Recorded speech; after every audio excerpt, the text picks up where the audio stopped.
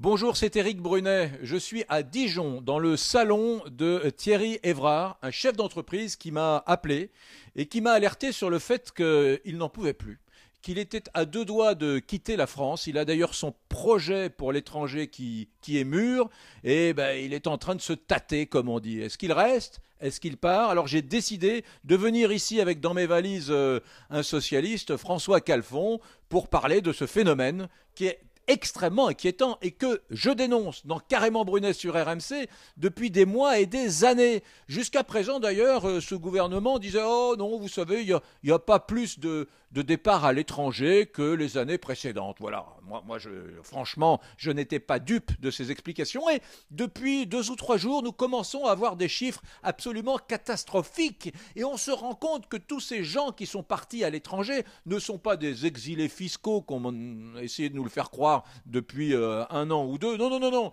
Ce sont des gens qui sont absolument désespérés, mais qui sont parfois des ouvriers, qui sont parfois des chômeurs, qui sont des cadres, qui sont des étudiants, des promotions entières d'écoles de commerce se retrouvent à l'étranger et qui sont bien sûr, on va le voir aujourd'hui avec Thierry, des chefs d'entreprise qui sont catastrophés. L'histoire de Thierry, vous allez voir, elle est incroyable. C'est l'histoire d'un patron social qui fait le choix de fidéliser depuis des années ses employés qui travaillent parfois avec lui depuis 15 ans, 20 ans, 24 ans pour l'un d'entre eux, dans une toute petite entreprise. Hein.